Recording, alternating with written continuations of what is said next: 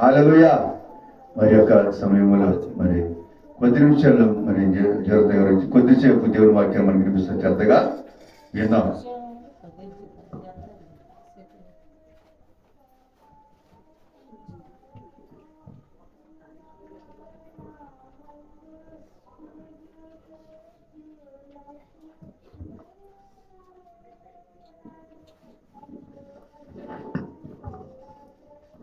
దేవునికి స్తోత్రం. హల్లెలూయా. ప్రభునందు ప్రియమైన దేవుని పిల్లారా, మన ప్రభువును రక్షకుడైన యేసుక్రీస్తు నామములో మీ అందరికి కూడా నా హృదయపూర్వకమైన వందనాలు, అందరికి కూడా వందనాలు తెలియజేస్తున్నాను. మంచిది. మరి చక్కగా మరింతవరకు పాటల ద్వారా దేవుని నామాన్ని మహింపరిచి ఉన్నాం. మరి అలాగే కొద్ది నిమిషాలు దేవుని వాక్యాన్ని మనము శ్రద్ధగా ధ్యానం చేసుకుందాం. దేవుని వాక్యం ఎంతో విలువైంది కాబట్టి మరి ఆ మాటలు మనం ఎంతో శ్రద్ధగా వినాలి. చూడండి, పరిశుద్ధమైన బైబిల్ గ్రంథముల నుండి సామెతలు 19వ అధ్యాయము మొట్టమొదటి వచనం మనం చదువుకుందాం. సామెతలు 19వ అధ్యాయము మొదటి వచనం చదవండి. Page number 544. పాత నిబంధన గ్రంథముల నుండి రాయబడిన పుస్తకము సామెతలు 19వ అధ్యాయము మొదటి వచనం. బుద్ధిహీనుడై తన పెదవులతో మూర్ఖముగా మాట్లాడువాని కంటే యథార్థముగా ప్రవర్తించు దరిద్రుడే శ్రేష్ఠుడు. చిన్న ప్రార్థన చేసుకుందాం. దేవుడి సమయంలో నీతో, నాతో, మనతో ఈ వాక్యం ద్వారా నిన్ను, నన్ను, మనల్ని బలపరచులాగున ప్రతి ఒక్కరు కూడా ప్రార్థన చేసుకుందాం. పరిశుద్ధుడా, మహాకరుడా, సర్వశక్తిమంతుడగు దేవా, సర్వాధికారి తండ్రి, మీ ఉన్నతమైన పరిశుద్ధమైన నామాన్ని బట్టి మీ వందనాలు, స్తుతులు, స్తోత్రములు చెల్లిస్తున్నాం. ప్రభువా, ఇప్పటి వరకు నాయన పాటల ద్వారా మీరు మహిమ పొందారు. దాసుని పక్షి నిలబడి ఉన్నాను. ప్రభువా, నా నోటికి మీరు బోరుగా ఉండి ఇక్కడ చేరికుడు వచ్చిన బిడ్డలకును, ఆయా స్థలాల్లోనైనా నీ మాటలు మైకి అంత ద్వారా ఉంటున్న బిడ్డలకు, దేవాలయ ద్వారా రక్షించిన బిడ్డలకు నా తండ్రి నీ మాటలను వినగల చెవులను, గ్రహించగల మనసులు మా అందరూ దయచేయండి. దాసులను వట్టి వాడిన ప్రభు, నా జ్ఞానము దేనికి సరిపోదు. నీ జ్ఞానముతులను నింపి నీ బిడ్డలకు అర్థమయ్యేలాగున నీ మాటలు వివరించి శక్తి గల శక్తిని నాకు అనుగ్రహించమని ప్రార్థిస్తూ మీ నామానికే మహిమ ఘనత ప్రభావములు పొందుకోమని నజరేయుడైన యేసుక్రీస్తు నామమున పేరిట ప్రార్థించండి, వేడుకొంచున్నాను తండ్రి. ఆమేన్. దేవునికి స్తోత్రం. గట్టిగా చదువు, రెండు చేతులు ఒకసారి. హల్లెలూయా. మంచిది ప్రియులారా, చదువుబడిన వాక్య భాగాన్ని మరొకసారి మనము ధ్యానించుకుందాం. సామెతలు 19వ అధ్యాయము 1వ వచనాన్ని చదువుకుందాం. బుద్ధిహీనుడై తన పెదవులతో మూర్ఖముగా మాట్లాడువాని కంటే యథార్థముగా ప్రవర్తించు దరిద్రుడే శ్రేష్ఠుడు. ఈ మాట నేను చదువుతాను, మీరందరూ కూడా శ్రద్ధగా నాతో పాటు ఏకీభవించండి. బుద్ధిహీనుడై తన పెదవులతో మూర్ఖముగా మాట్లాడువాని కంటే యథార్థముగా ప్రవర్తించు దరిద్రుడే శ్రేష్ఠుడు. దేవునికి స్తోత్రం. మంచిది. ఈ చదవబడిన వాక్య భాగము దేవుడు జ్ఞాని అయిన సొలొమోను ద్వారా ఈ రాత్రి వేళ నీతో, నాతో, మనందరితో మాట్లాడుతున్నాడు. ఎవరి ద్వారా మాట్లాడేస్తున్నాడు దేవుడు? సొలొమోను, జ్ఞాని అయిన సొలొమోను. నిజంగా మీరు బాగా ఆలోచన చేస్తే ప్రియులారా, ఈ సామెతలు, ప్రసంగి, పరమగీతములు జ్ఞాని అయిన సొలొమోను రచించారు. ఏంటంటే చెప్పండి.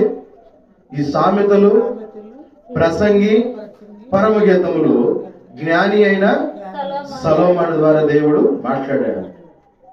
ఈ సామెతల నుంచి నేర్చుకోవలసినవి చాలా ఉపయోగకరమైనవి. నేటి యువతకు కూడా ప్రేమ అంటే ఏంటో, చాలా మంది ప్రేమిస్తేనే ప్రేమ, లేదా ప్రేమించకపోతే ప్రేమ కాదు, తను నన్ను ప్రేమించిందో లేదో తెలుసుకొని నేను కొన్ని ప్రయత్నాలు చేయాలి, నేను చుట్టూ తిరగాలి, అదే ప్రేమ అని నేటి యువత చాలా మంది అనుకుంటూ ఉంటారు. కానీ సొలొమోను జ్ఞాని 1వ అధ్యాయం 1వ వచనంలోనే చెబుతున్న మాటలు ఏంటంటే ఇవి యవనస్తులు కూడా చాలా ఉపయోగకరమైన మాటలు. ప్రేమ అంటే ఏంటి, ప్రేమలో ఎలా ఉండాలి, ఈ లోకంలో ప్రేమకు అర్థం లేదు, నిజమైన ప్రేమ ఎలా ఉండిద్ది అని వర్ణించుకుంటూ కొన్ని అమూల్యమైన మాటలు సామెతలు మనకి కనబడతాయి.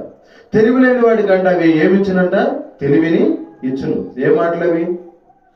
దేవుని మాటలు. తెలివి లేని వాడికి ఏమిచ్చునంట, తెలివించును. జ్ఞానం లేని వాడికి జ్ఞానం ఇచ్చే మాటలు ఏవైనా ఉన్నాయండి ఈ లోకంలో? ఏవీ లేవు. కానీ ఒక దేవుని గ్రంథంలో ఉన్న దేవుని వాక్యమే మనిషికి ఏమిచ్చినట, జ్ఞానమును ఇచ్చును. నా ప్రియమైన సహోదరి సహోదరులారా, సొలొమోను రచించిన సామెతల్లో అనేకమైన మాటలు, అద్భుతమైన మాటలు చాలా ఉన్నాయి. కానీ వాటిలో మనం ఒక మాటలు మనం ధ్యానిస్తున్నాం. ఏ అధ్యాయం నుండి మనం నేర్చుకుంటున్నామంటే 19వ అధ్యాయము మొదటి వచనాన్ని మనము ధ్యానిస్తున్నాం. ఎన్నో అధ్యాయము? 19వ అధ్యాయము మొదటి వచనం మనము ధ్యానిస్తున్నాం ఈ రాత్రి వేళ. అక్కడ రాయబడిన అతి శ్రేష్టమైన మాటలు ఏంటంటే, బుద్ధిహీనుడై తన పెదవులతో మూర్ఖంగా మాట్లాడువాడి కంటే యథార్థంగా ప్రవర్తించు దరిద్రుడే శ్రేష్ఠుడు. ఈ మాట చాలా అద్భుతంగా ఉంది కదా. ఏంటంటే ఇక్కడ ఇద్దరు వ్యక్తులు మనకు కనపడుతున్నారు. ఈ చదివిన యొక్క వచనంలోనే ఇద్దరు వ్యక్తులు మనకు కనపడుతున్నారు. ఒకడు ఎవరయ్యా అంటే బుద్ధిహీనుడు, రెండవది ఎవరయ్యా అంటే యథార్థవంతుడు. అర్థమవుతాం? ఒకటో వాళ్ళు ఎవరు? బుద్ధిహీనుడు, రెండో వాళ్ళు యథార్థవంతుడు. ఈ రోజు వాళ్ళిద్దరి గురించి మనం డిస్కషన్ చేస్తున్నాం. బుద్ధిహీనుడు ఎలా ఉంటాడు, యథార్థవంతుడు ఎలా ఉంటాడు? మిమ్మల్ని అడుగుతున్న ఒక ప్రశ్న సూటిగా, యథార్థవంతుడు గొప్పవాడా, బుద్ధిహీనుడు గొప్పవాడా? అమ్మాషులమిది గారు, యథార్థవంతుడు గొప్పవాడా, బుద్ధిహీనుడు గొప్పవాడా? యథార్థవంతుడు గొప్పవాడు అన్నారు, మంచి మాట. కానీ దాని గురించి ఇంకా కొంచెం వివరణ మీకు ఇస్తా.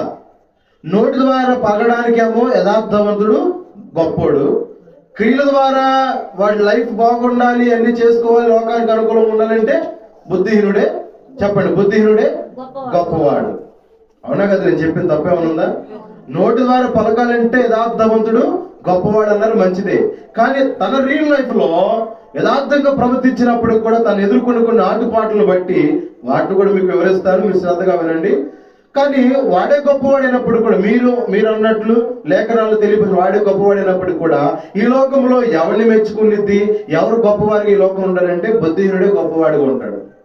అదేంటండి విచిత్రంగా ఉంది? బుద్ధిహీనుడు గొప్పవాడిగా ఉండేది ఏంటంటే, ఈ లోకంలో మీరు జరుగుతున్న కొన్ని విషయాలు చూసారో లేదో, నేడు దినాల్లో బుద్ధిహీనంగా ఉన్న, మోసం చేసి ధనాన్ని కూర్చుకున్న, ఆ తప్పు చేసి ధనాన్ని సంపాదించిన, అడ్డదిడ్డదారులు వెళ్ళి అక్రమంగా అన్యాయంగా దౌర్జన్యంగా ధనము సంపాదించి కూడబెట్టి కోటీశ్వరులైనా, అర్థమవుతుందా? అది దేని వల్ల వచ్చిందంటే బుద్ధిహీనత బట్టి అనొచ్చు, లేదా వాడు మోసం చేసి అనొచ్చు, లేదా తెలివి తక్కువ పనులు చేసి అనొచ్చు. అయినప్పటికీ అన్ని తెలిసిన వాళ్ళు ఏమన్నా చెప్పనా, ఏది ఏమైనా కానీ ఆదాయం వస్తుందా లేదా? చెప్పండి, ఆదాయం వస్తుంది. నువ్వు బుద్ధిహీనమైన మార్గంలో వెళ్ళి సంపాదించినా కూడా ఈ లోకంలో ఆయన ఏమైనా చేయని, మాకు మాత్రం కళ్ళ నుండి ఏం కనపడాలి? కట్టలు కనపడాలి. కళ్ళ నుండి ఏం కనపడాలి? కట్టలు కనపడాలి. ఏ కట్టలు? డబ్బు కట్టలు కనపడాలి. ఆయన ఏ తప్పైనా చేయని, మా భార్య ఏదైనా చేయని, కానీ నాకు సాయంకాలం కల్లా డబ్బు కాని రావాలి. అంటే మా ఆవిడ సంపాదిస్తుంది, మా భర్త సంపాదిస్తుంది అని చెప్పుకోవడానికి బాగానే ఉన్నాయి, కానీ వారు చేసే పనులు మాత్రం ఎంతో రోతగా ఉంటాయి. వాస్తవం కాదు తల్లి? అందుకనే నేను ఈ వాక్యము దేవుడు స్పష్టంగా మాట్లాడుతున్నాడు. బుద్ధిహీనుడైన వాడు ఈ లోకంలో వినటానికి వినసొంపుగా పేరు ఉండకపోయినా, కానీ వాడి వల్ల లాభాలు, వాడి వల్ల ఆదాయాలు చాలా ఈ లోకంలో అందరికీ కలుగుతున్నాయి. ఓకేనా? కానీ యథార్థవంతుడు మాత్రం అలా లేదే. కానీ ఎవరు గొప్పవాళ్ళు అన్న చెప్పండి? యథార్థవంతుడే గొప్పవాడు. నిజమే, దేవుడు కూడా యథార్థవంతుడే గొప్పవాడు అన్నాడు. కానీ యథార్థవంతుడి జీవితంలో కొన్ని విషయాలు మనం గమనించాలి. ఈ రాత్రి వేళ మీకు 2 విషయాలు జ్ఞాపకం చేసి నేను వాక్యాన్ని ముగించాలని ఆశపడుతున్నాను. కొద్ది నిమిషాలు అందరూ కూడా నేను చెప్తున్న మాటలు మీరు అర్థం చేసుకోవడానికి ప్రయత్నం చేస్తే దేవుడు అద్భుతమైన విషయాన్ని మన దేవుడు ఈ రాత్రి వేళ సూటిగా మనతో మాట్లాడుతున్నాడు. ఒకసారి బిగ్గరగా స్తోత్రం చెప్పండి, హల్లెలూయా. ఎందుకు నేను మిమ్మల్ని హల్లెలూయా దేవుని స్తోత్రం చెబుతూ మిమ్మల్ని లేపుతున్నానండి, మీరు వాక్యం వింటున్నారో లేదో. ఒకవేళ ఇలా చెప్పకపోతే మీరు కొందరు మందులు అవడానికి అవకాశము, కొందరు నిద్రపోవడం అవకాశము అలా ఉండిద్ది. బైబిల్ గ్రంథంలో రాయబడిన ఈ పదాన్ని మనము వాడుతున్నప్పుడు అందరూ కూడా ఎలా ఉండాలి? యాక్టివ్ గా ఉంటే ఆ వాక్యాలు మనకి అర్థమవుతాయి. నా దాన్ని నేను చెప్పకుండా రెఫరెన్స్ చూపించుకుంటూ వెళ్ళాననుకో, మీరు సంఖ్య ఎక్కువ ఉన్నా, 100 మంది ఉన్నా, 1000 మంది ఉన్నా, లేదా నలుగురు 10 మంది ఉన్నా కానీ నేను చెప్పే మాటలు ఎవరు కూడా ఎక్కనే ఎక్కువ. నేను చెబుతున్న ఈ 4 మాటలైనా చక్కగా మీ హృదయంలో చొచ్చబడాలి అంటే మీరు యాక్టివ్గా ఉంటేనే అర్థమవుతుంది, యాక్టివ్గా ఉంటేనే అర్థమైద్ది. అంతేగా నీ మటుకు నువ్వు పనుకుంటే, నీ మటుకు నువ్వు ఏదో దీర్ఘ ఆలోచనలో ఉంటే, ఎలాంటి ప్రసంగికులు చెప్పినా కూడా అది వాక్యానికి అర్థము లేదు. ఎందుకు ఈ మాట అంటే బైబిల్ గ్రంథంలో అపోస్తలుడైన పౌలు మనకు జ్ఞాపకం చేసుకోవచ్చు. ఆయన ఆ 10,000 మాటలు చెప్పడం కన్నా అర్థవంతంతో కూడా 5 మాటల జనానికి ఎక్కిస్తే చాలా అంటాడు. చెప్పే 4 మాటలైనా కూడా మీ మనసులో ఉండాలి. అప్పుడు ఆ వాక్యానికి అర్థం ఉండదని దేవుడు ఈ రీతిగా నీతో మాట్లాడుతున్నాడు. అర్థమవుతుందా? కాబట్టి మీరు మాట్లాడుతున్నప్పుడు, అడుగుతున్నప్పుడు మీరు సమాధానం చెప్పవారై ఉంటే చెప్పబడుతున్న ప్రతి సబ్జెక్ట్ మీకు అర్థమైంది. ఓకేనా? కాబట్టి ఇక్కడ మనం చూస్తే ప్రియులారా, బుద్ధిహీనుడై తన పెదవులతో మూర్ఖంగా మాట్లాడువాని కంటే యథార్థంగా ప్రవర్తించు దరిద్రుడే శ్రేష్ఠుడు. జ్ఞాని అయిన సొలొమోను ద్వారా, జ్ఞాని అయిన మహాజ్ఞాని అయిన దేవుడు మాట్లాడుతున్నాడు. జ్ఞానం ఇచ్చింది మహాజ్ఞాని అయిన దేవుడు ఇచ్చాడు. మహాజ్ఞాని అయిన దేవుడు సొలొమోనుకి జ్ఞానాన్ని ఇచ్చాడు. అతనికి ఇచ్చిన జ్ఞానాన్ని బట్టి దేవుని మాట తెలియపరుస్తున్నాడు. ఏమని చెప్పండి? బుద్ధిహీనుడై మూర్ఖముగా మాట్లాడువాడి కంటే. ఇప్పుడు గమనించాలి, ఇక్కడ మూర్ఖంగా ఒక వ్యక్తి మాట్లాడుతున్నాడు అంటే అర్థం ఏంటయ్యా అంటే అతడు బుద్ధిహీనుడు. ఒక వ్యక్తి మూర్ఖంగా మాట్లాడుతున్నాడు అంటే అర్థం, ఒక స్త్రీ మూర్ఖంగా మాట్లాడుతున్నట్టు అర్థం, నీ కొడుకు మూర్ఖంగా మాట్లాడుతున్నాడు అంటే అర్థం అతనిలో ఏముంది? హీనత ఉంది, బుద్ధిహీనత ఉంది. ఏ హీనత ఉందమ్మా? బుద్ధిహీనత. ఈ మూర్ఖుడు ఎలాంటి వాడయ్యా అంటే, నేను పట్టిన కుందేలుకు, చెప్పండి, నేను పట్టిన కుందేలుకు 3 కాళ్ళు అంటాడు. ఈడెవడయ్యా అంటే మూర్ఖుడు. అంటే తాను ఎవడి మాట వినడు, తాను మనసు మీద ఆధారపడతాడు. నా మనసుకు నచ్చింది చేస్తా. అడగడానికి నువ్వెవరు అని తన తల్లిని ప్రశ్నించేవాడవుతున్నాడు, తన తండ్రిని ప్రశ్నించేవాడవుతున్నాడు, తన తోటి విద్యార్థులను కూడా ప్రశ్నించేవాడవుతున్నాడు ఈ మూర్ఖుడు. ఈ మూర్ఖుడికి సరైన జ్ఞానము లేదు. అర్థమవుతుంది. నేను చేసిందే చేయాలి, నేను అనుకున్నదే చేయాలి, అవకపోతే వేరుగుండిద్ది అని పై మాటలు చెప్పేవాడే మూర్ఖుడు. బైబిల్లో చక్కని మాట, బైబిల్లో ఒక మూర్ఖుడి గురించి ఒక చక్కని మాట ఉంది. ఏంటో తెలుసా? మూర్ఖుడికి అంట ఏది అందదంట? జ్ఞానం అందదంట. మూర్ఖుడికి ఏమందు తల్లి? జ్ఞానం అందదు. నీవు జ్ఞానయోచనమైన మాటలు ఎన్ని చెప్పినా కూడా ఆ మూర్ఖుడు అర్థం చేసుకుంటాడా? ఎందుకంటే వాడు బుద్ధిహీనుడు కాబట్టి అర్థం చేసుకోడు. సంఘంలో చేరుకూడుచుండలారా, మీలో కూడా ఒకవేళ మూర్ఖత్వం ఉంటే ఈ వాక్యం మిమ్మల్ని గుచ్చుకున్నట్లు ఉన్నా సరే నీలో బుద్ధిహీనత ఉందని అర్థం చేసుకుని విడిచిపెడతానికి దేవుడు చక్కని అవకాశాన్ని దేవుడు మనకి అనుగ్రహించారు. దేవునికి స్తోత్రం. అర్థమవుతుంది చెప్పుతున్న మాటలు. ఆ మూర్ఖుడికి ఏమన్నది అన్నాడు దేవుడే? జ్ఞానము అందదన్నాడు. మూర్ఖుడికి జ్ఞానం అందదు. దేవుని జ్ఞానం ఏంటో తెలియదు, మనుషులతో ఎలా మాట్లాడాలో తెలియదు, ఏ రీతిగా ప్రవర్తించాలో తెలియదు. ఎవరికి? మూర్ఖుడికి. బైబిల్ గ్రంథంలో చక్కని మాట ఉందా లేదు? ఇప్పుడు మన కుటుంబంలోనే మన బిడ్డలు ఉన్నారు, వాస్తవం చెప్పాలంటే మనవాళ్ళు ఉన్నాడు, మనవరాళ్ళు ఉన్నారు. కొందరు చాలా మంది బాధపడుతూ ఉంటారు, చెప్పినా కూడా అబ్బాయి ఎంటర్ లేదని. ఎందుకంటే వాడు మూర్ఖుడు అయిపోయాడు. అందుకని వాడు పట్టిన కుందేలకు 3 కాళ్ళు అంటున్నాడు. అరే నాయన 4 అంటుంటే లేదు లేదు 3. అంటే ఇతరులు చెప్పే మాట లక్ష్యం చేయని వాడు ఎవడే అంటే మూర్ఖుడిగా దేవుడు భావించాడు. అందుకే వాడికి ఏమందదు? చెప్పండి, ఏమందదట? జ్ఞానం అందదు. వాడికి ఏమందదు? జ్ఞానం అందదు. పెరగడానికి కాడెత్తి పెరుగుతాడు, మంచి కన్న తిరిగినోళ్ళుగానే ఉంటాడు, కానీ ఏముండదు? బుర్రలో గుజ్జుండదు. అర్థమవుతుంది? దాన్ని ఈ రీతిగా చెప్పాలంటే జ్ఞానం ఆ వ్యక్తికి లేదు. పురుషుడైనా స్త్రీలోనైనా లేదు, ఉండదు అది అంతే. ఎందుకంటే బుద్ధిహీనత అలాంటిది కాబట్టి. బుద్ధిహీనత అలాంటిది. నిన్ను మూర్ఖంలో పడవేసేది ఏంటంటే నీ బుద్ధిహీనత. ఆ బుద్ధిహీనత రావడం కారణం ఏంటో తెలుసా? ఎవరిని మన సలహాలు తీసుకోలేకపోవడం వలన. నీకన్నా పెద్దలు ఉన్నారు, పెద్దలను గౌరవించాలి. అర్థమవుతుందా? నీకన్నా అధికారులు ఉన్నారు, వాళ్ళని గౌరవించాలి. నేను వాడి మాటినేదేంటి అన్న ధీమా మనుషులు ఉండకూడదు. వాళ్ళకు చేసేదేంటి, వాళ్ళు ఇవ్వబడిన ధీమా మనకి ఉండకూడదు. అలా ఉన్నావంటే ఆ బుద్ధిహీనత వల్ల నీ మూర్ఖుడిగా ఏం చేపడుతున్నావు? పేరెక్కుతున్నావు. అది అవసరమా నీకు? నాకు అవసరమా? మనందరికి అవసరమా అని దేవుడు అడుగుతున్నాడు. ఈ లోకంలో మనం మంచి పేరు సంపాదించుకోవాలి. ఏ పేరు సంపాదించుకోవాలి? బుద్ధిని సంపాదించుకోవాలా? లేదు. ఏ పేరు సంపాదించుకోవాలి? మంచి పేరు మనము ఐశ్వర్యం కంటే మంచి పేరు మనము సంపాదించుకొని జ్ఞాని అయిన సొలొమోను కూడా చక్కని మాటలు దేవుడు మాట్లాడిస్తున్నాడు. కనుక ఇది అందుకంటే చూడండి 22వ అధ్యాయం 1వ వచనంలో, గొప్ప ఐశ్వర్యము కంటే మంచి పేరును వెండి బంగారముల కంటే దయయు కోరదగినవి. దేవునికి స్తోత్రం. ఎంత అద్భుతమైన మాట. ఐశ్వర్యము కన్నా కూడా ఏ పేరు సంపాదించుకోవాలంట? మంచి పేరు సంపాదించుకోవాలి. అర్థమవుతుందా? ఏ పేరు సంపాదించుకోవాలి అమ్మగురావు గారు? చెప్పాలి. మంచి పేరు సంపాదించుకోవాలి. దేనికన్నా? ఇక్కడ మీరు అద్భుతమైన మాట దాగింది. ఇక్కడ ఐశ్వర్యం కంటే, అంటే ఈ రోజు ఐశ్వర్యం ఉన్నవాడు పేరు పొందుకున్నాడు అనుకుంటున్నారు మీరు. అతడు ఐశ్వర్యం బట్టి పేరు పొందుకున్నా చచ్చినాక అతడు మంచి పేరు సంపాదిస్తాడా? ధనం ఉన్నప్పుడు వాడు నలుగురిని ఏం చేశాడంటే కాళ్ళు తన్నాడు వీడు సత్తి మన పల్లికి మనం వాడుకున్న దరిద్రమే పోయిందంటారు ఐశ్వర్యవంతుడు. అవునా కదా? మంచి ధర్మకార్యాలు చేసేవాడికి మంచి పేరే వచ్చింది. అవునా కాదట్లా? కానీ చచ్చినాక వాడి గురించి మాట్లాడుకుంటారు చూసావా? అలాంటి పేరు మనం తెచ్చుకోకూడదు. నేను క్రైస్తవులు చనిపోయినాక అయ్యో చనిపోయాడా అని బాధ రావాలి. ఊరు మొత్తం నీ గురించి ఆడవాలి. అలాంటి పేరు తెచ్చుకోవాలి. బ్రతుకుతున్నామంటే ఇష్టం వచ్చినట్లు బ్రతకడం కాదు, ఇష్టం వచ్చినట్లు బ్రతకడం అసలు కానే కాదు. అందుకని కాస్త దేవుని వాక్యం వినడానికి మనం ఎగిరిపడాలి. ఇవన్నీ తెలియదు. మనం ఆయా స్థలాల్లో ఉంటే, ఆయా చోట్ల ఉంటే, ఆయా గ్రామాల్లో ఇష్టానుసారంగా ఆయా రోడ్ల మీద ఆయా బజార్లో ఉంటే ఇలాంటి మాటలు మీకు తెలియదు కదా. ఎక్కడికి వస్తే ఆ స్థలంలో ఆ మాటలు మనకు దేవుడు అందజేస్తాడు. అందుకని నా మందిరమునకు ఏం చేయమన్నాడు? లోపల దీవెన వెలుపల వెళ్ళినప్పుడు కూడా నువ్వు దీవించబడతావు. అర్థమవుతుందా? ఇవన్నీ మనం తెలుసుకోవాలి. 7 దినాల్లో సంవత్సరాలు మారిపోయినాయి కదా, కానీ బ్రతుకు మారిందా? లేదే. ఆలోచించండి ప్రియమైన దేవుని బిడ్డలారా. దేవుడు చక్కని మాటలు దేవుడు మనతో మాట్లాడుతున్నాడు. గొప్ప ఐశ్వర్యము కంటే మంచి పేరును వెండి బంగారముల కంటే దయయు కోరదగినది. కోరుకునేది దేవుడు కోరుకునేది తెలుసా? దయాలత్వం. నేను దయ కలిగిన వాడినండి, నా కుమారుడు నువ్వు ఎలా ఉండాలి?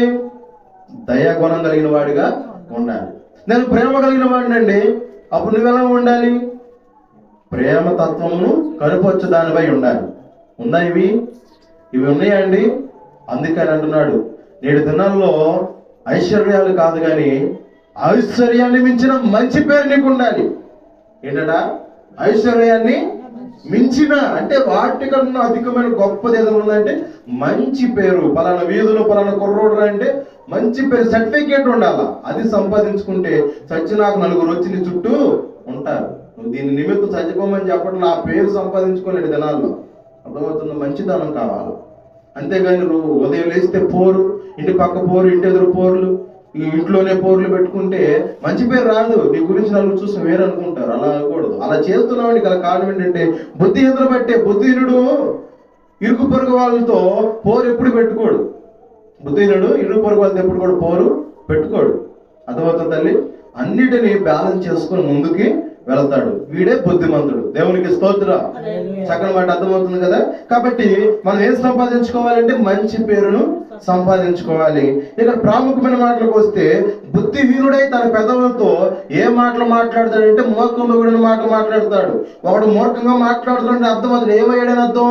బుద్ధిహీనుడయ్యాడని అర్థం. ఏమయ్యాడంటాడు? బుద్ధిహీనుడయ్యాడని దేవుడు చెబుతున్నాడు. నా మాటలు ఇవి దేవుని మాటలు.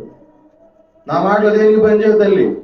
దైవ గ్రంథంలో ఉన్న మాటలే నీతో నాతో దేవుడు సూటిగా మాట్లాడుతున్నాడు. బుద్ధిహీనుడు తన పెదవులతో ఏం మాటలు మాట్లాడుతాడట?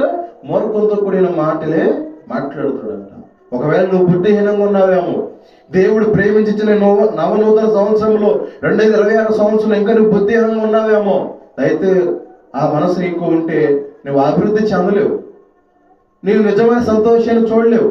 కాబట్టి నీవు ఏ రోజైనా ఈ క్షణమైన ఈ నూతన సంవత్సరంలోనైనా నీవు బుద్ధిహీనతను విడిచిపెట్టి మూర్ఖంగా మాట్లాడడం మానేసి ప్రభు సన్నిధికి వచ్చి ఇతరులతో మనం ఎలా మాట్లాడాలి, మనము సమాజంలో ఎలా మాట్లాడాలి, పేరు ఎలా సంపాదించుకోవాలి. అర్థమవుతుందా? అర్థమవుతుంది తల్లి? ఆస్తులు సంపాదించుకుంటే పేరు వచ్చిందని మీరు అనుకుంటాం. చచ్చిపోయినాక అసలు పేరు వచ్చింది. అమ్మోడు 2 చీరలు కట్టాడంటే గొప్ప లోకంలో కాదంటలా. చచ్చి నాకు వస్తే చూసి ఆ మాటలు కావాలి మేలు. అర్థమవుతుందా? ఆ చివరి క్షణంలో మంచి పేరు మనము. ఇప్పుడు బైబిల్లో స్టెఫెను ఉన్నాడు, దేవుని కొరకు హతసాక్షి అయ్యాడు. చనిపోయినాక చంపిన వాళ్ళు కూడా ఏమనుకున్నారు తెలుసా? యేసయ్య గురించి చనిపోయాడు నాయన అన్నారు. దేవునికి స్తోత్రం. చచ్చినాక అతడు ఏం పొందాడంటే సాక్ష్యం పొందాడు. ఎవరి కొరకు చనిపోయాడట? క్రీస్తు కొరకు హతసాక్షి అయ్యాడండి. ఈ రోజులు ఎవరైనా ఉన్నారా? త్యాగం చేసే వాళ్ళు ఎవరైనా కనపడుతున్నారా? ఎవరు లేరండి ఈ రోజుల్లో. కనపడితే మనకి ఆస్తులు సంపాదించే వాళ్ళు కనపడతారు, పేరు ప్రతిష్టలు సంపాదించే వాళ్ళు కనొస్తారేమో కానీ క్రీస్తు కొరకు హతసాక్షులు అయ్యేవారు, క్రీస్తు కొరకు త్యాగం చేసే వాళ్ళు ఎవరైనా ఉన్నారండి దినాల్లో అంటే ఒక్కరు కూడా లేరు. ఆయన ఒకవేళ నువ్వు లేకపోయినా కూడా కాస్తైన ప్రజల మధ్య నువ్వు ఉన్నాళ్ళు నీకు ఇచ్చిన ఆయుష్లో కాస్తైనా ఇంట్లో నీ భార్యతో మాట్లాడే విధానం నేర్చుకోవాలి. ఒక భర్తగా నీ భార్యతో మాట్లాడే విధానం నేర్చుకోవాలి. నువ్వు బిడ్డలుగా మాట్లాడే విధానం నేర్చుకోవాలి. అంతేగాని అహంకారం తలకెక్కి మాటలు మాట్లాడితే నేను నమ్ముకున్న కుటుంబం, నేను నమ్ముకున్న నీ భార్య, నేను నమ్ముకున్న బిడ్డలు ఏమైపోతారు? ఆలోచించే సహోదరుడా, ఏమైపోతారు? నువ్వు ఉన్నా కూడా అనాథులు లెక్క అయిపోతున్నారే. అది చాలా దురదృష్టకరం కాదు కదా? దురదృష్టమే కదా. కాబట్టి అలా బ్రతకూడదు. అందరికి మనము ఇష్టం వచ్చినట్లుగా కాకుండా ముందు దేవునికి ఇష్టం వచ్చినట్లు బ్రతికితే ఆటోమేటిక్గా ప్రజలు మనం మెచ్చుకుంటాడు. ఓకేనా? కాబట్టి బుద్ధిహీనుడు ఏం మాట్లాడతాడు అంటే మూర్ఖంతో కూడిన మాటలు మాట్లాడతాడని విన్నారు. ఇక తర్వాత మాట చూస్తే ప్రియులారా, యథార్థంగా ప్రవర్తించు దరిద్రుడే శ్రేష్ఠుడు. గమనించారా? బుద్ధిహీనుడు గురించి దరిద్రుడిగా ఉన్నాడని చెప్పాడా అక్కడ బైబిల్లో? ఈ మాట మీరు బాగా అర్థం చేసుకోవాలి.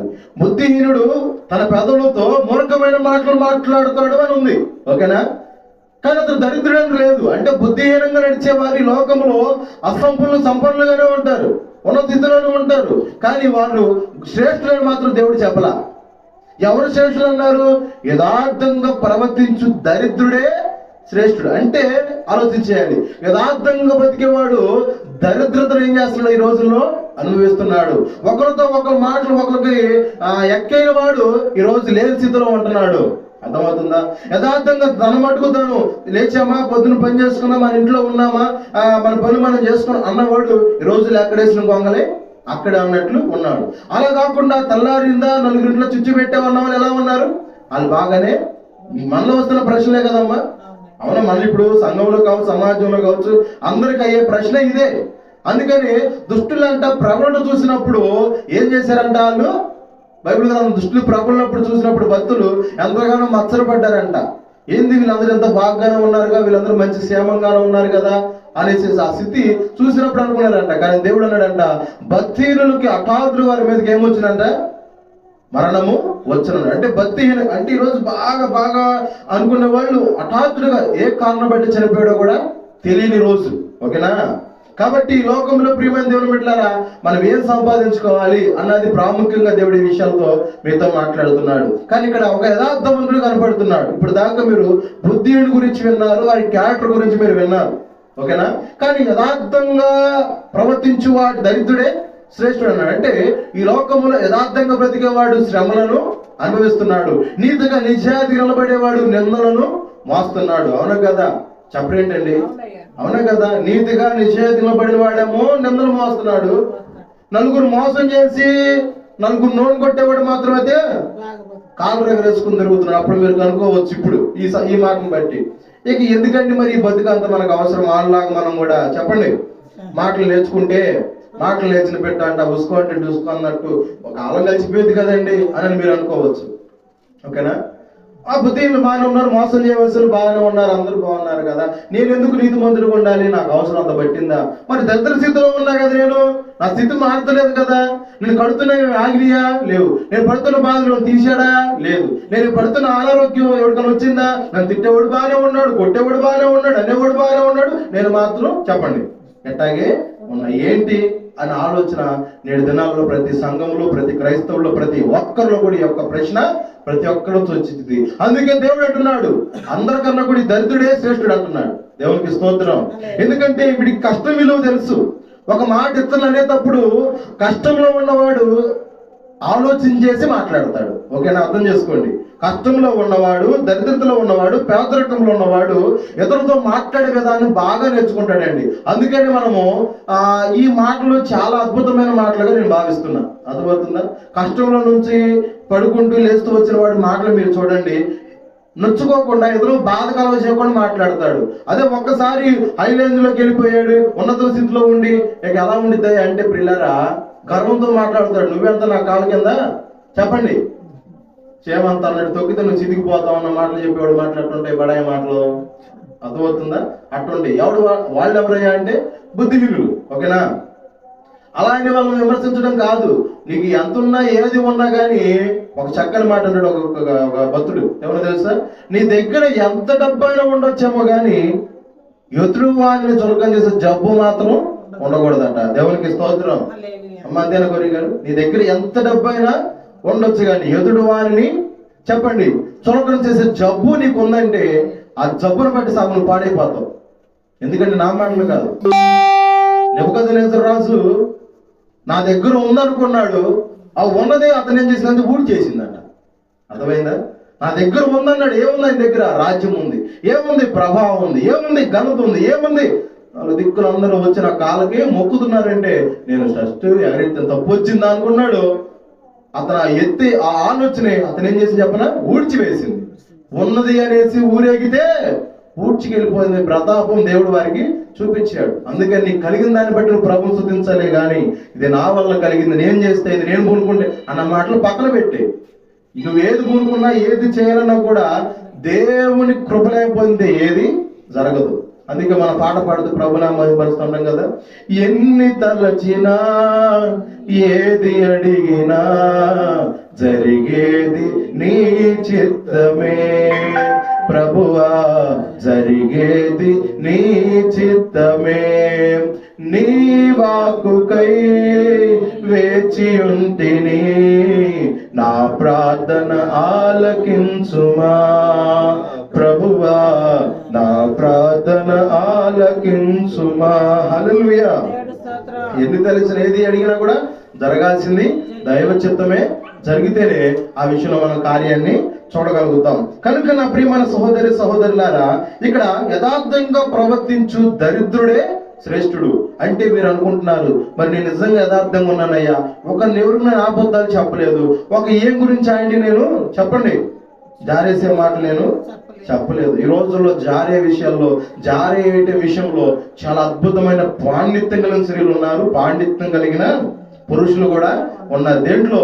ఆ ఇంటి సంగతులన్నీ ఈ ఇంటికి మోసేవాళ్ళు, ఈ ఇంటి సంగతులన్నీ ఆ ఇంటికి మోసేవారు. అందుకని ఏం కట్టి పెట్టమన్నాడు దేవుడు? ముసలమ్మ ముచ్చట్లు కట్టి పెట్టి పరిశుద్ధ గ్రంథాన్ని చేత పట్టి దీక్షతో నడుము కట్టి ఇంటింట తలుపు తట్టి, దీక్షతో నడుము కట్టి ఇంటింట తలుపు తట్టి యేసయ్యా ఊసే చెప్పమ్మా, ఊరకనే ఉంటే తప్పమ్మా. ఆ ఇంటి సంగతులన్నీ ఈ ఇంటికి మోసావమ్మా, పొరిగింటి విషయాలన్నీ చాటింపు వేసావమ్మా. అక్కడ మాటలు ఇక్కడ చెప్పి మంచిని చెడుగా త్రిప్పి, అక్కడ మాటలు ఇక్కడ చెప్పి మంచిని చెడుగా త్రిప్పి రెచ్చగొట్టే పనులే మానమ్మా, చిచ్చు పెట్ట బాకే చిన్నమ్మా, రెచ్చగొట్టే పనులే మానమ్మా, చిచ్చు పెట్ట బాకే చిన్నమ్మా. హల్లెలూయా. గతించిన 2025 సంవత్సరంలో చిచ్చు పెట్టే పనులు ఎన్నో చేశాం. ఇద్దరు సమాధానం ఉన్నారంటే నేను శాంతి లేకుండా నేనుంటే వాళ్ళు శాంతిగా ఉండాలి. క్రోధంతో సమాధానం ఉండే భార్య భర్తల మధ్యలో ఎన్ని చిచ్చులు పెట్టో తెలుసా? అర్థమవుతుందా? గతించిన సంవత్సరంలో ఈ సంవత్సరం లాంటి పనులు చేయకుండా ఉందుదురు గాక. అర్థమవుతుందా? ఆ ఇంటి సంగతులు ఈ ఇంటికి. భర్త లేనప్పుడు భార్యకు వచ్చి వేరే మాటలు చెప్పడం నీకు అవసరమా? భార్య లేనప్పుడు భర్తకు వచ్చి నీ దాని గురించి వేరే విషయం చెప్పడానికి అవసరమా? నీది నువ్వు చూసుకో. అందుకే దేవుడు అన్నాడు, ఏమని చెప్పినా, ముందు నీ కంట్లో ఉన్న దూలాన్ని చూసుకొని ఎదురువాడి కంట్లో ఏమెతుకు నలుసుని ఎత్తుకు. అంతేగాని ఎదురువాడి కదా దూరాలు ఉన్నాయనుకో, మాకు కంట్లో ఉంది నీకే పెద్ద దూరం. అర్థమవుతుందా? ముందు దాన్ని తీసేసుకున్నాక ఇతరులు చెప్పు. కాబట్టి నువ్వు ముసలమ్మ మచ్చులో కట్టి పెట్టేసి ఆ అమ్మ ఈ అమ్మ ఆ ఉద్దేశం చెప్పడం మానేసి ఇంటింటికి వెళ్ళు, తలుపు తట్టు. ఎవరి గురించి చెప్పు? యేసయ్య గురించి చెప్పు. హల్లెలూయా. అంతేగాని ఇంటింటికి వెళ్ళమన్నాడు. ఈ ఒక్క మాట వినేసి ఇంటింటికి వెళ్ళి రా కూర్చో, మీరేం చేసి మా వాళ్ళు ఏం చేసి ఎలా కూర ఈగా చెప్పాల్సింది. అమ్మ అర్థమవుతుందా? అయ్యిగా చెప్పుకోవాల్సింది. తలుపు తట్టి కూర్చోబెట్టి చక్కని యేసయ్య మాటలు చెప్పు. అది ఎంత బాగుండిద్దండి. అంతేగాని ఆమె ఏదో పొగలో మండుతుంటే నువ్వు వెళ్ళి కిరోషాలు పోసినట్టు అది జరిగిందంట ఎట జరిగిందంట లేనిపోయిన ఎవరిని పెడతాం అవసరమా? ఇది అవసరం ఉందండి. నేటి వ్యవస్థలో కుటుంబంలో పతనం గల కారణం వాస్తవం చెప్పాలంటే ఇరుగు పొరుగు వారేలే. ఈ రోజుల్లో కుటుంబాలు మనశ్శాంతి సమాధానం కరవడం గల కారణాలు ఇరుగు పొరుగు వారే ఇంట్లో వచ్చి కయ్యాలు పెడతారు. వాళ్ళు ఒక రకంగా ఇబ్బంది పెడితే లేనిపోయిన ఆలోచన ఎక్కే చెప్పేది వీళ్ళు. అలాంటి పనులు చేసేవారు మానుకుంటే, ఆ బుద్ధిహీనతను మానుకుంటే, ఆ మూర్ఖత్వం విడిచిపెడితే దేవుడి 2026 సంవత్సరంలో మీ జీవితంలో నూతనమైన కార్యములను జరిగించును గాక. ఓకేనా? కాబట్టి యథార్థవంతుడు ప్రవర్తన చేస్తున్నాడు కానీ దరిద్రుడుగా తీర్చబడతాడు ఇక్కడ. ఓకేనా? కానీ ఆ వ్యక్తే గొప్ప వ్యక్తి అని దేవుడు చెబుతున్నాడు. ఇప్పుడు దేవుడు చెప్పిన గొప్ప వ్యక్తి మంచివాడా? నీవు నిన్ను నిర్ణయించిన లోకములు బుద్ధిహీనులు, అన్యాయం చేసేవాళ్ళు, మోసం చేసేవాళ్ళు బాగా బతుకుతున్నారని వాళ్ళ దగ్గర మనం ప్రవర్తించి మన నిర్ణయం బట్టి మనం ఇచ్చిన శాసనం బట్టి ఈడ గొప్పడం చేయడం గొప్పదంటవా? అంతమంది నేను చెప్పిన మాట. ఇప్పుడు దేవుడు ఎవరినో గొప్ప వ్యక్తిగా చేశాడయ్యా అంటే దరిద్రం ఉన్న యథార్థవంతుడే దేవుడు గొప్పవాడు అంటున్నాడు. మనం ఏమంటాం? లేదు ఈ నిజాయితీ నిజాయితీగా కూడా నిందలు వస్తానే ఉన్నాయి, చేయనేరానికి అనుభవిస్తున్నాడు, ఈడు కాదు గొప్పోడు, ఆ మోసం చేసేవాడు, అబద్ధం ఆడేవాడు, కొండేలు పలికేవాడు, వ్యర్థమైన మాటలు జారేసేవాడే గొప్పవాడు అని నీవు అనుకున్నావు. కానీ చాలా మంది ఈ స్థలంలో ఈ ఒక వాక్యాన్ని బట్టి సందేహం రావచ్చు. అయితే మంచి ఆలోచన మాకు ఇచ్చారు అయ్య గారు, ఇక నుంచి మేము యథార్థంగా కాదు కానీ వాళ్ళతో పాటు తానే తందాని అంటామన్నట్టు అనుకుంటారు మీరు. అట్ట అనుకోమాకడ తల్లి. దాని వెనకాల మీరు కూడా చెబుతాను. నేను ఇప్పుడు వర్ణించానంటే దానికి పూర్తి వివరణిస్తేనే మీకు అర్థమైంది ఎందుకు దరిద్రుడిగా ఉన్నాడు, ఇక దరిద్ర స్థితిలో ఉన్నాడు ఎంతే ఉంటాడా అన్న ఆలోచన మీకు వస్తాయి. నిజాయితీగా ఉన్నానండి, నిందలు మోస్తున్నాను, అర్థమవుతుందా? ఎవరితో కూడా జోక్యం చేసుకుని ఎవరి కుటుంబంలో ఏళ్ళు పెట్టను కానీ నిన్నే ఎందుకు చేస్తానన్న ఆలోచనతో మీకు ఒక మంచి ఆలోచన మీకు రావచ్చు. అంటే మీరు కృంగదీసే ఆలోచన ఇది కూడా మంచి ఆలోచన కాదు, రావచ్చు. కానీ అలాంటి వారికి చక్కని మన బైబిల్ గ్రంథంలో యోసేపును మనకు దేవుడు జ్ఞాపకం చేస్తున్నాడు. దేవునికి స్తోత్రం. ఆదికాండము 39వ అధ్యాయము 9వ వచనం మీరు చదివితే అక్కడ యోసేపు గురించి మనం శ్రద్ధగా పరిశీలన చేస్తే చక్కని మాట ఉండదు. అక్కడ ఏమని తెలుసా ప్రియులారా? చెప్పండి ఏమని? చదవండి అక్కడ. ఆదికాండం 39వ అధ్యాయము 9వ వచనం. ఈ ఇంటిలో నాకంటే పైవాడు ఎవడను లేడు. ఈ ఇంటిలో నాకంటే పైవాడు ఎవడ కూడా లేడు. నీవు అతని భార్యమైనందున నిన్ను తప్ప మరి దేనిని నాకు అప్పగింపక ఉండలేదు. కాబట్టి నేనెట్లు ఎంత ఘోరమైన దుష్కార్యము చేసి దేవునికి విరోధముగా పాపము కట్టుకొందునని తన యజమానుని భార్యతో అనేను. ఈ మాట ఆగండి, నేను కొంచెం మీకు అర్థమయ్యే రీతిగా ఎక్స్ప్లెయిన్ చేస్తాను. ఓకేనా? ఇక్కడ ఈ మాట్లాడుతున్న వ్యక్తి ఎవరయ్యా అంటే యోసేపు. చెప్పండి తల్లి, ఎవరు? యోసేపు. ఈ మాటలు ఎందుకు మీకు జ్ఞాపకం చేస్తున్నానంటే మీరు అనుకుంటున్నారు మరి బుద్ధిహీనుడు బాగానే బతుకుతున్నాడు అనుకున్నాం కదయ్యా, ఇతరుల నోళ్ళు కొట్టేవాడు బాగానే బతుకున్నాడు అనుకున్నాం కదా, మరి దేవుడేమో ఏమంటున్నాడు? యథార్థంగా ప్రవర్తించు దరిద్రుడే శ్రేష్ఠుడు అంటున్నాడు. అంటే యథార్థవంతుడు ఇక దరిద్ర స్థితిలోనే ఉంటాడా అన్న ఆలోచన మీకు రావచ్చు. నీతిపరుడు నిందలు మోస్తూ ఇక నేను చేయలేనని కూడా నిందలు మోయకుండానే ఏమన్నా నిందలు మోస్తూనే ఉంటాం అవసరం అది అని మీకు ఈ సందేహాలు వస్తున్నాయి కదా. ఎందుకు యథార్థవంతుడు దరిద్రుడు ఉంటున్నాడు? కారణము ఆ దరిద్రంలో తనకి ఏమైనా లాభం ఉందా, లాభం వల్ల అతను ఏమైనా పొందగలిగాడా అన్న సందేహాలు తీర్చడానికి దేవుడు యోసేపును మనకు పరిచయం చేస్తున్నాడు. వింటున్నారా తల్లి అందరూ కూడా? శ్రద్ధగా వినండి, దేవుడు చక్కని మాటలు మీతో మాట్లాడుతున్నాడు. ఓకేనా? ఏమైనా ఎక్కడ ఆగాము చెప్పండి. యోసేపు దగ్గర. యోసేపు ఎవరి కుమారుడయ్యా అంటే యాకోబు కుమారుడైన యోసేపు. ఓకే. ఆ యోసేపు దైవభక్తి కలిగిన వాడు. ఏ భక్తి కలిగిన వాడు? తండ్రి దగ్గర దేవుడు అంటే ఏంటో తెలుసుకొని దేవుడికి మనం ఎలా భయపడాలి, దేవుని దృష్టిలో మనం ఎలా విధేయతలో కావాలని ఒక చక్కని సబ్జెక్ట్ లో పెంచబడిన వాడే యోసేపు. మరి చక్కని సబ్జెక్ట్ లో పెంచబడిన వాడు ఇంటి దగ్గర ఉన్న అట్టగా ఉంటాడు, వీధులు తిరిగినా కూడా అట్టగా ఉంటాడు. ఆ జనాలు ఈ రోజులు అట్ట కాదు. మందిరంలో ఉన్న వాక్యం ఈ రోజు మందిరంలో వాటికే పరిమితం. మందిరం దాటం గుడిమెట్లు దాటం కాలే చెప్పండి, దానికి ఫుల్ స్టాప్, మనకు మాత్రం రన్వే. ఓకేనా? అంటే మన ఇష్టం.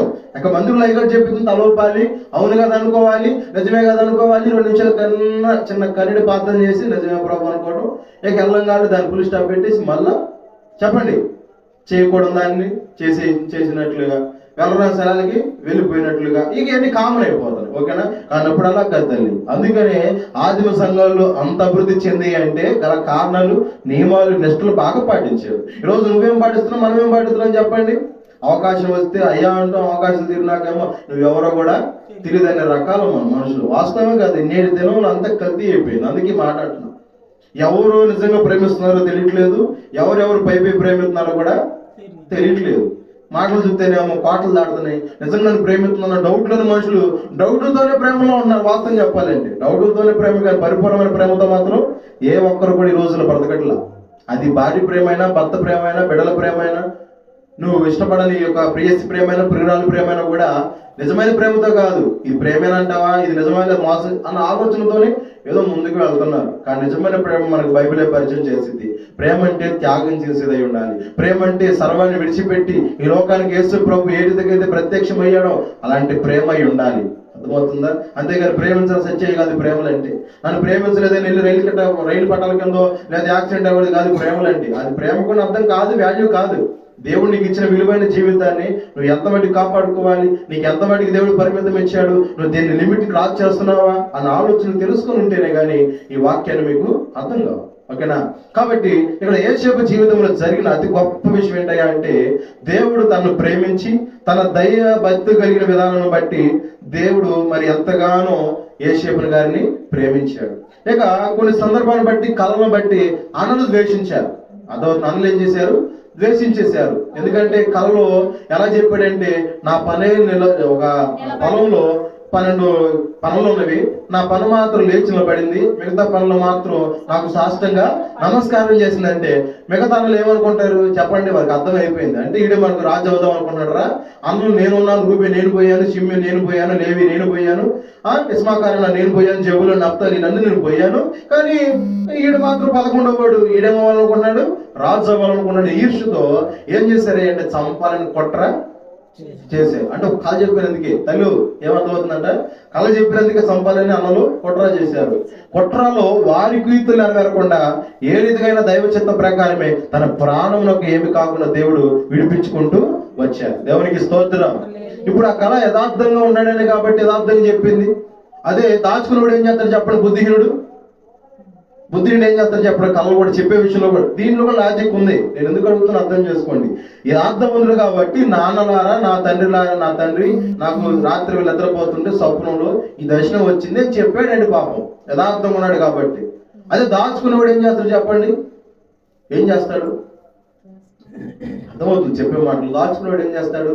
తనకు ప్రియంగా ఉన్న తను చెడగొట్టేవాడికి మాత్రం నేను చెబుతాను, అందరూ చెప్పడు. ఇప్పుడు నేను పక్కా ఒక స్కెచ్ చేశా. ఆ స్కెచ్ అందరితో చెబితే ఆ పని ప్లాన్ వర్కౌట్ అవ్వదు. అందుకని నేను ఎవరే చెప్పాలి? నాకు అనుకూలమైన వాళ్ళకు మాత్రమే నేను చెప్పాలి. అంటే అది ఒక కోణం ప్రకారం చూస్తే ఆ పని ముందు కావాలంటే వాడు చెడ్డోడైనా వాడికి నేను చెబుతా, మంచోడైన వాడికి నేను చెబుతాను ఉద్దేశంతోనే వాడికి అన్ని చెబుతాం. కానీ నేను అలా కాకుండా మంచోడు కానీ చెడ్డోళ్ళకి అందరూ చెప్పకుండా అందరూ నమ్మి, అర్థమవుతుందా, యథార్థంగా ఉన్న మాట చెప్పినందుకు వాళ్ళకి ఏం పెరిగింది? అసూయ. ఇప్పుడు ఈ రోజు నువ్వు కూడా అనిపిస్తుంది అదే, ఉన్నది చెప్పావు, ఇంట్లో జరిగింది చెప్పావు, కానీ అవతల రియాక్ట్ ఎలా అవుతున్నారు? నువ్వే చేసావు అంటున్నారు.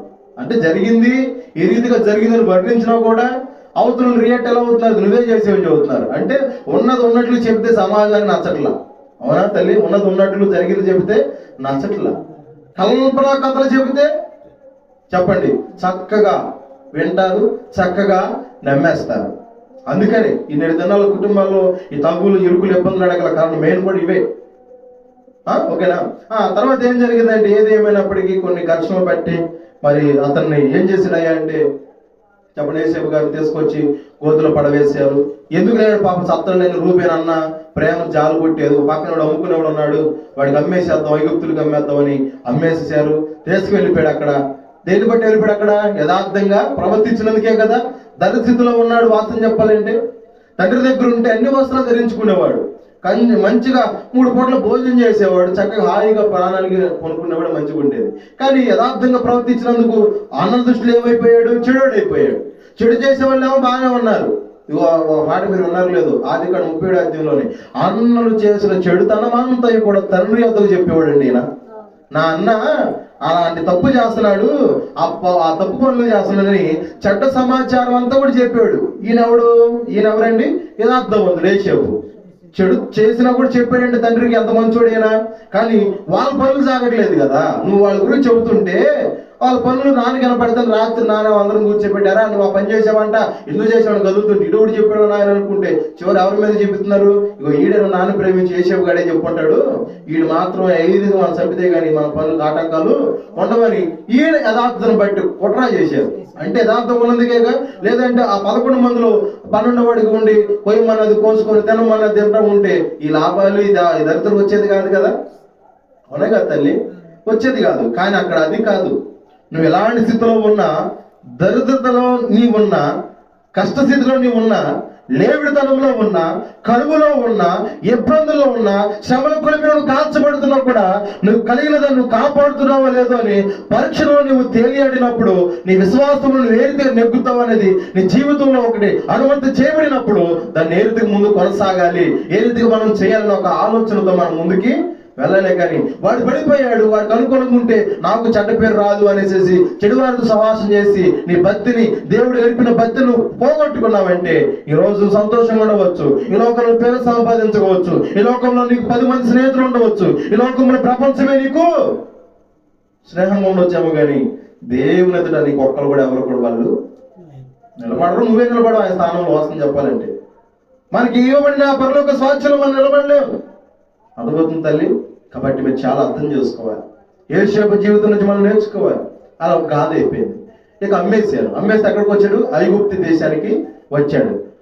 ఇక్కడేమో తన అన్నలు బంధువులు వాళ్ళు వీళ్ళు బలం తెలిసి బాగుంది. కానీ అక్కడ ఊరేంటో తెలియదు, అక్కడ జనాలు నడత ఏంటో తెలియదు, వారి మార్గాలు ఏంటో కూడా తెలియదు. కానీ అక్కడికి అమ్మివేయబడి ఎవరు ఎరగని ప్రదేశంలో అతను అమ్మివేయబడ్డాడు. కానీ అక్కడ ఒక బానిసగా వెళ్ళిపోయాడు. అర్థమవుతుంది? ఇప్పుడు కొన్నవాడు ఏం చేస్తాడు? నాయన ఇదిగో నీకు మంచి కోట్ వేసుకోరా, సూట్ వేసుకో, బూట్లు వేసుకో, గుర్రం అంటాను, నువ్వు రాజ్య పరిపాలన చేయస్తాడండి. కొన్నవాడిని ఏం చేస్తాడు? బానిసగా చేసి తన ఇంటి పనులు అన్ని పనులు చేయించుకుంటాడు బానిసగా. బానిస బ్రతుకు అంటే ఏంటంటే కాలు కింద అణిగిమణిగి ఉండటమే. వాడు తప్పు చేయని, పెద్దోడు న్యాయం చేయని, వాడు చెప్పింది నువ్వు చేయాల్సిందే. అర్థమవుతుందా? కానీ యేసేపు అలా చేయలేదు. ఈయన ఎవరైనా నిజంగా పరిపూర్ణంగా దేవుడిని ఆరాధించాడంటే సర్వశక్తి గల దేవుడిని ఆరాధించాడు. మన దేవుడు ఏ రీతిగా పిలువబడ్డాడంటే అబ్రహాము దేవుడని, ఇస్సాకు దేవుడు, యాకోబు దేవుడని మన పితరుల నుంచి మన భక్తులు మనకన్నా పైవారు ఆ నామాన్ని ఆ రీతిగా స్మరిస్తూ వచ్చారు. అక్కడ ఈ ఐగుప్తులనేమో విగ్రహాలు మొక్కాలి. ఈ ప్రాంతం నాన్న దగ్గర ఉంటేనేమో దేవుడు ఒక్కడే, ఆయన అన్నింటి గలడు, ఆయన ఉన్నాడు, ఆయన మనతో మాట్లాడుతున్న నమ్మకంతో ఆయన చేస్తూ ఉన్నాడు. ఆయన ఆత్మ కనుక, దేవుడు ఆత్మ కనుక అన్న విషయాన్ని అర్థం చేశాడు, జ్ఞాపకం చేస్తున్నాడు. కాబట్టి దేవుడు విగ్రహాల్లో ఉన్న విషయం బాగా ఎరిగి ఇక్కడేమో అధికారులు ఏం చేస్తారు చెప్పనా? దేవుడికి మొక్కాలి, ఆ పటాన్ని మొక్కాలి అంటే మనోడు మాత్రం, ముక్కునోడు మాత్రం కాదు. అలాంటి వాళ్ళు కూడా ఎన్నో ఇబ్బందులు, కొరడ దెబ్బలు పడ్డాడు, జైల్లో వేశారు, 4 రోజులు కూడి లేకుండా నెలలు లేకుండా చేశారు. అయినప్పటికీ ఒక్కడు గమనించాడంట, ఆ పోతీఫర్ కొనుక్కున్న ఆయన ఒకటి గమనించాడంట. మనము ఈ హెబ్రీ పరచువాడు ఒకడు వచ్చాడు చూసావా? అతను వచ్చిన కాడి నుంచి మన ప్రాంతంలో క్షేమకరమైన సువర్తమానాలు మనం వింటున్నాము, మన పంటలు కూడా బాగా పండుతున్నాయి.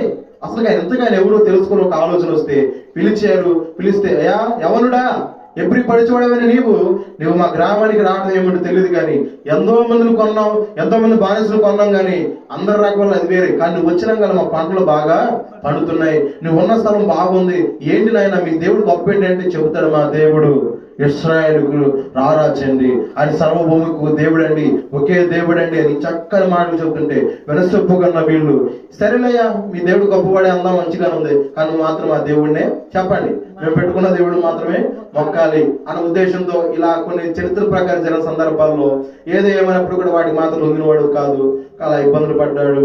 ఇక స్టెప్ బై స్టెప్ గా జైల్లో ఉండేవాడు.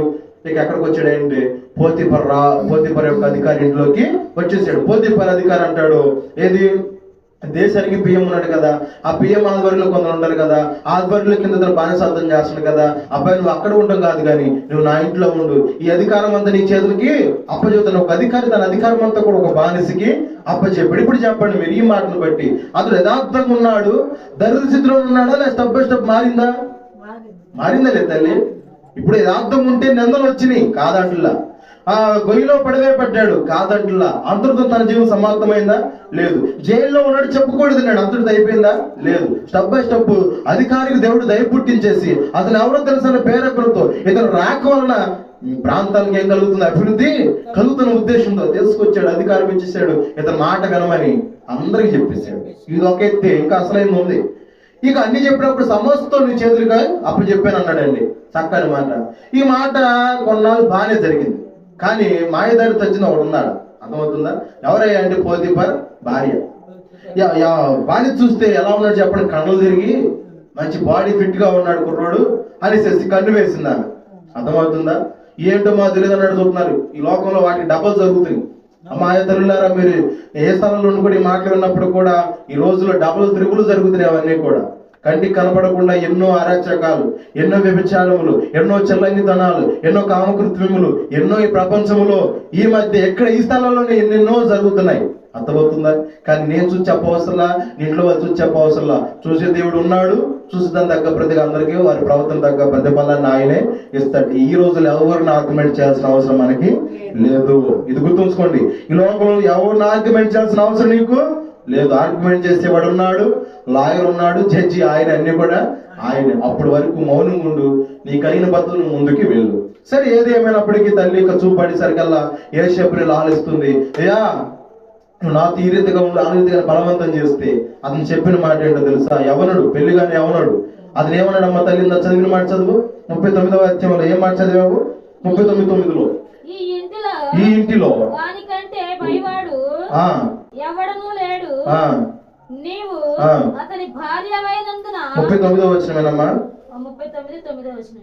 చదువు. అతని భార్యవైనందున నిన్ను తప్ప, ఇగోనండి, నిన్ను తప్ప అన్ని ఇచ్చాడు కానీ నిన్ను మాత్రం నాకు అప్పగింపగా ఉండలేదు. కాబట్టి నేను ఎట్లు దుష్కార్యము చేసి దేవునికి విరోధంగా పాపము చేస్తాను అన్నాడు. మంచిదా కాదు ఈ మాట? వాస్తవం చెప్పాలి, మనలో ప్రాక్టికల్ మనం ఎదురెదురుగా మాట్లాడుకుందాం. ఆ యవనస్తుడికి చాలా గొప్ప అవకాశం వచ్చినట్లే కాదా? చెప్పండి. యవనస్తుడికి చాలా గొప్ప అవకాశం. ఇప్పుడు భార్య ఆ రీతిగా అప్రోచ్ చేసినప్పుడు, ఫోర్స్ లో ఉన్నప్పుడు మన దొరకని సందాన్ని అతను ఉపయోగించుకోవచ్చు ఆ యొక్క పనులు చేయడానికి. కానీ అలా చేయలేదు. ఒక చక్కని మాట అన్నాడు. ఏంటో తెలుసా? ఇంత దుష్కార్యము చేసి భక్తులు నడిచిన నేను, నా దేవుని భయం జీవించిన నేను, ఇంత దుష్కార్యము చేసి నేను దేవునికి విరోధంగా పాపం చేసేవాడిని అవుతాను, అది నాకు తప్పు. ఇంకా లాలిస్తుంది, ఇంకా ఎన్నో మాటలు చెబుతుంది. లేదు, ఇదిగో నీ భర్త నాకు అన్ని ఇచ్చాడుగా, నిన్ను తప్ప అన్నాడు. నువ్వు వేరొక భార్యవి. మా దేవుడు మాకు చెప్పింది తెలుసా? మా గ్రంథంలో దేవుడు మా ఇశ్రాయేలు ప్రజలు చెప్పింది తెలుసా? నీ పొరుగువాని భార్యను ఆశింపకూడదు, నీ పొరుగువాని ఇల్లు ఆశించకూడదు, నీ పొరుగువాని గాడిదనైనను గాఢ భావములు లేదు, నీ పొరుగువాని కలిగిన దేన్ని కూడా మీరు ఆశించకూడదని ఈ సత్య గ్రంథమైన బైబిల్ గ్రంథం చెబుతుంది. ఇలా ఖండించేది ఈ రోజుల్లో ప్రజలకు భూత గ్రంథంగా మారుతుందంట. ఎంత విడ్డూరం అండి! ఉన్నట్లు చెబితే భూత గ్రంథాలు అవుతాయండి. ఆలోచించేయండి. యేషపు అనుకున్నాడు, ఇదిగో సత్యం అండి ఇది, నీ పొరుగువాని దగ్గర దేన్ని ముట్టకూడదు అన్నాడు నా దేవుడు. అప్పుడు నిన్నెలా ముడతాను? ముడితే ఈ రోజు నువ్వు సంతోషంగా ఉంటారు, రేపు దాన్ని నా ప్రభు నాకు ఏ శిక్ష వేస్తాడు నీకు తెలుసా అన్న భయంతో యథార్థతను బట్టి, అది కూడా చెప్పండి దేన్ని బట్టి? యథార్థతను బట్టి ఏం చేశాడు? దాన్ని డైవర్ట్ చేసి ఎమ్మటిన వెళ్ళిపోయాడు. ఇక మనోడి మీద ఏ రీతిగా టార్గెట్ చేయాలని బలవంతం చేయడానికి అతను కట్టుకున్న అంగీని లాగివేసిందండి ఆమె. కానీ అక్కడ ఉన్నాడా? వెళ్ళిపోయాడు. అతను వెళ్ళిపోవడం ఇంకా కనపడి కూడా కనపడలేదు. కానీ ఈ లోపు జరిగింది. ఆమె అనుకున్నది జరగబోయేసరికి రాని కదా, అధికారంలో ఉన్నాము కదా, భర్త రానే వచ్చాడు పని పాటలు చూసుకొని. ఏం చెప్పింది తెలుసా మాయదారిది? చెప్పండి, ఏం చెప్పిందో తెలుసా? చెప్పండి. అతడు నన్ను ఈ రీతిగా నీ భార్యను చూడకుండా నన్ను పాడు చేశాడయ్యా, పాడు చేయడం చూస్తే నేను గట్టిగా కేకలు వేశాను, నలుగురు వచ్చి నన్ను కాపాడారయ్యా అంటే, అంత ప్రేమతో అన్ని గ్రహించిన వాడు నువ్వు అడుగు పెడితే ఆశీర్వాదం అని అన్నవాడు భార్య మాటను బట్టి ఎంతో రౌద్రం తెచ్చుకొని ఇక చంపాలనే ఆలోచనతో చెప్పండి వెళ్ళిపోయాడు. ఇప్పుడు ఏమంటారు? ఎంత యథార్థంగా ఉంటే అంత నంద వచ్చింది. అక్కడ యథార్థం కానీ లేకుండా ఉంటే చెప్పండి, అక్కడ కానీ యథార్థత కానీ లేకుండా ఉంటే ఏం జరిగాయి చెప్పండి.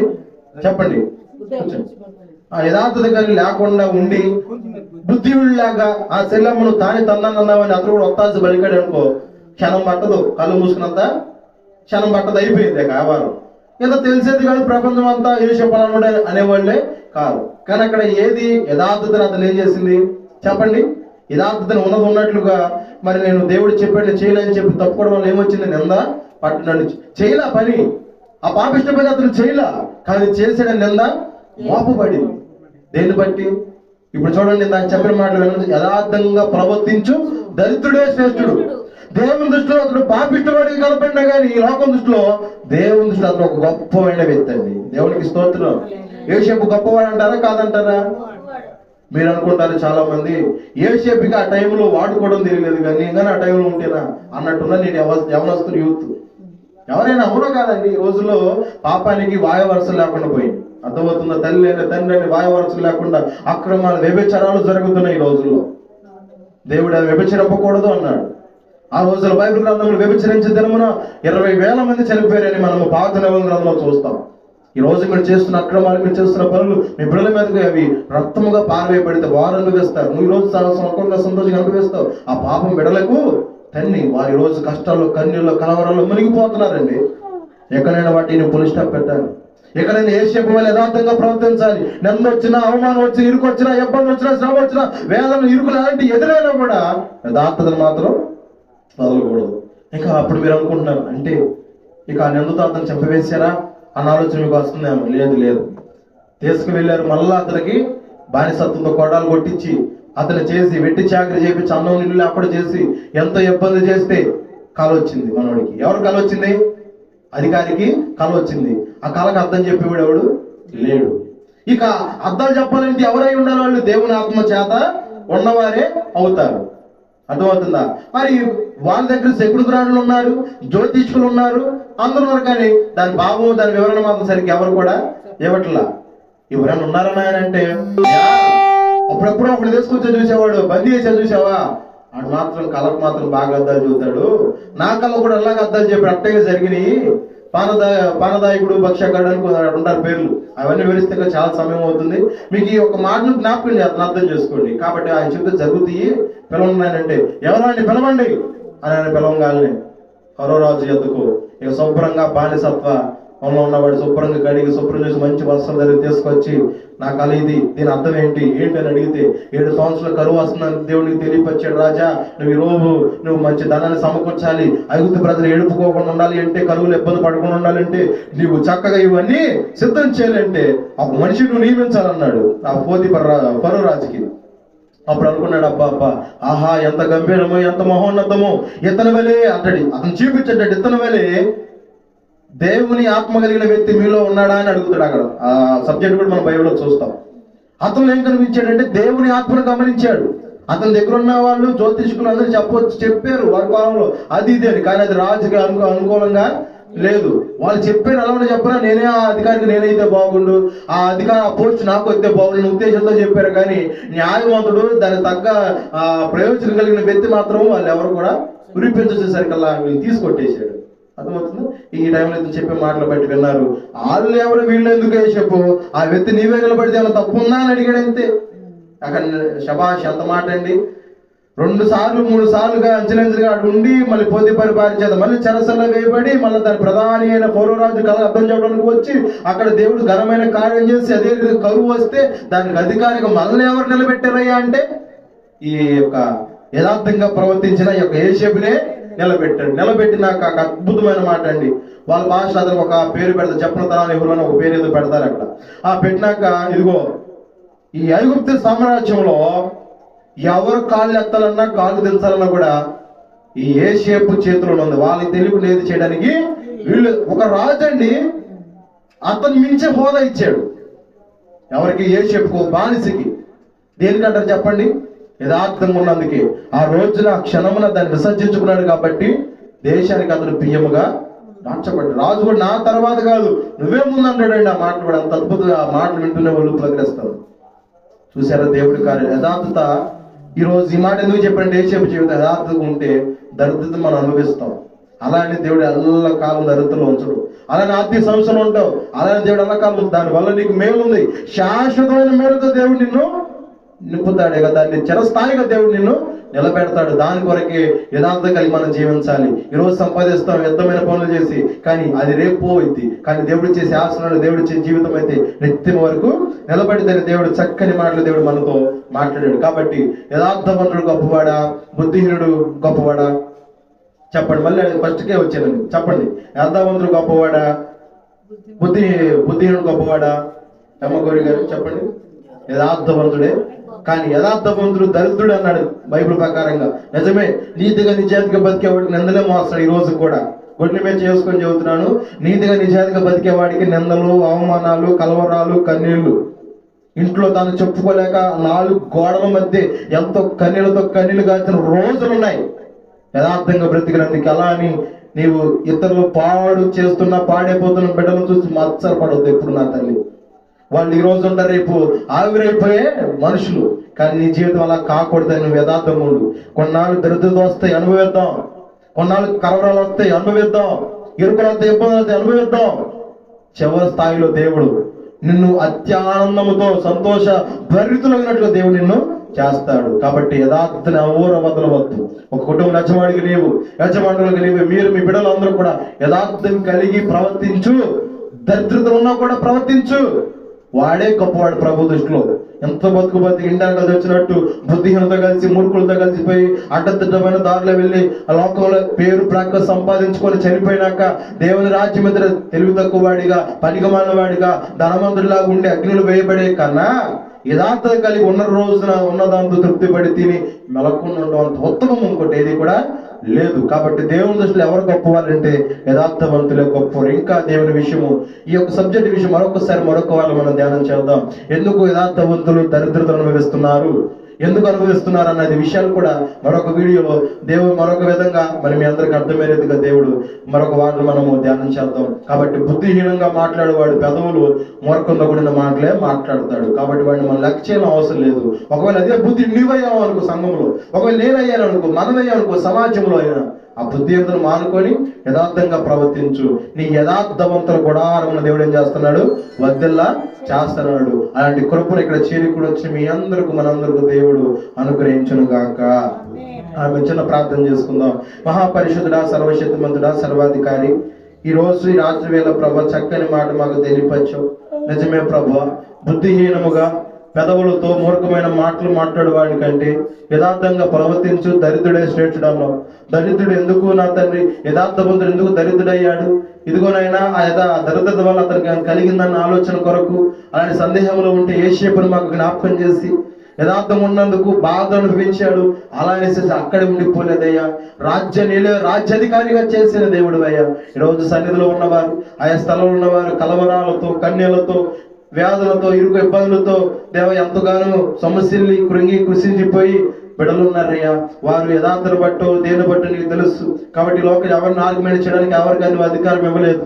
ఎందుకంటే నీవే అధికారివి. కాబట్టి న్యాయ విమర్శన అందరినీ ఎదుగు నిలబడినప్పుడు లెక్క తూచి నా తండ్రి ఎవరు తగ్గ ప్రతిఫలం శిక్ష విధిస్తారని వాగ్దానం చేసినప్పుడు నీవే. కాబట్టి నీ చేతులకు అప్పచెప్తున్నాం. మా మట్టుకు మేము సంఘ బిడ్డల వాటి సంఘ నిమిత్తం ఆయా స్థలంలో వాక్యమైన బిడ్డల నిమిత్తం నీ సేవకుడిగా ప్రార్థిస్తున్నాం. బుద్ధిహీనంగా అడ్డదిడ్డమైన దారులు అనేకులు లోబడి చేసే కన్నా యథార్థంగా ఉన్న దాంట్లో బ్రతికి ఈరోజు దరిద్ర అనుభవించినా కూడా ప్రభు శ్రేష్టమైన వ్యక్తికి నువ్వు మానుస్తున్నాను అన్నావు. అంటే ఎన్నాళ్ళు దరిద్ర నిలబడదు, ఎన్నాళ్ళు ఈ కలవరం నిలబడదు, నువ్వు కాచే కన్నీళ్ళు ఎన్నాళ్ళు నిలబడదు. త్వరలోనే దేవుడు విడిపిస్తున్నాయని చక్కని మాటలు మాకు బలపరిచే మాటలు తెలియపరిచారు. విన్న మాటలు వ్యర్థంగా పోకుండా ప్రతి ఒక్క బిడ్డల హృదయాల్లో నీరు కట్టి ఫలించినట్లుగా మీరే కృప చూపి మీ నామానికే మహిమ ఘనత ప్రభావములు ఆరోపించుకోమని నజరేయుడైన యేసుక్రీస్తు నామమున పేరిట ప్రార్థించి అడిగి వేడుకొంచున్నాము తండ్రి. ఆమేన్. అందరూ కొందాలమ్మా, అందరూ కొందనాలు.